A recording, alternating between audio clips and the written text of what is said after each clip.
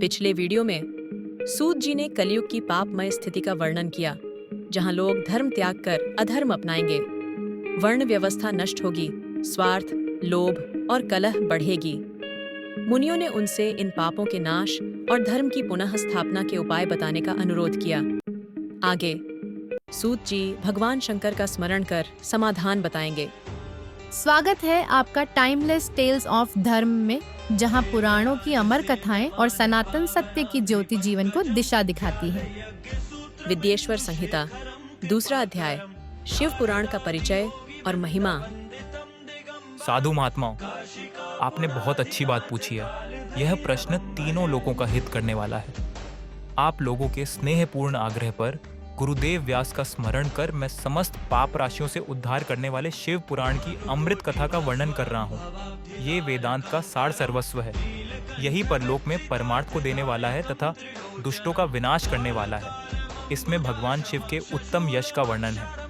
धर्म, अर्थ, काम और मोक्ष आदि पुरुषार्थों को देने वाला पुराण अपने प्रभाव की दृष्टि से वृद्धि तथा विस्तार को प्राप्त हो रहा है। शिव पुराण के अध्ययन से कलयुग के सभी पापों में लिप्त जीव उत्तम गति को प्राप्त होंगे। इसके उदय से ही कलयुग का उत्पात शांत हो जाएगा। शिव पुराण को वेद तुल्य माना जाएगा। इसका प्रवचन सर्वप्रथम भगवान शिव ने ही किया था।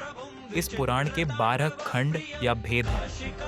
ये 12 संहिताएं हैं।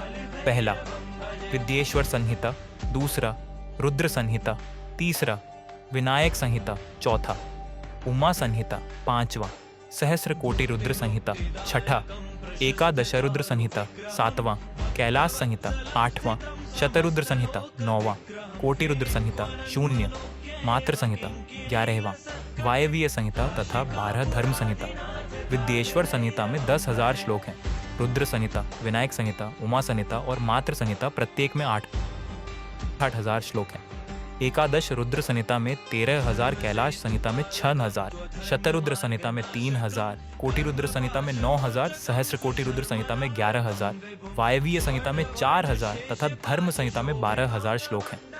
मूल शिव पुराण में कुल 1,00,000 श्लोक हैं, परंतु व्यास जी ने इसे 24,000 श्लोकों में संक्षिप्त कर दिया है।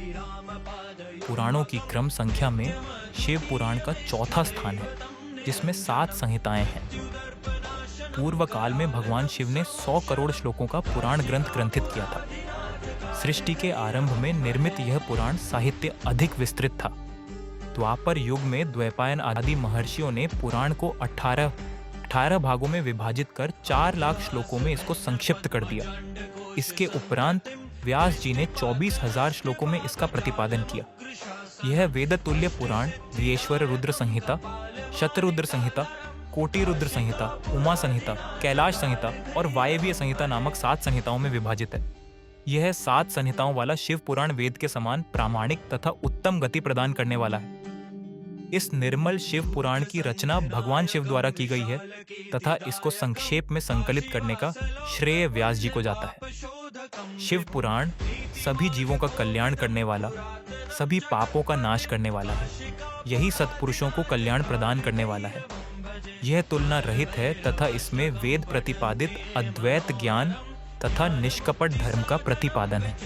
शिव पुराण श्रेष्ठ मंत्र समूहों का संकलन है तथा यही सभी के लिए शिवधाम की प्राप्ति का साधन है।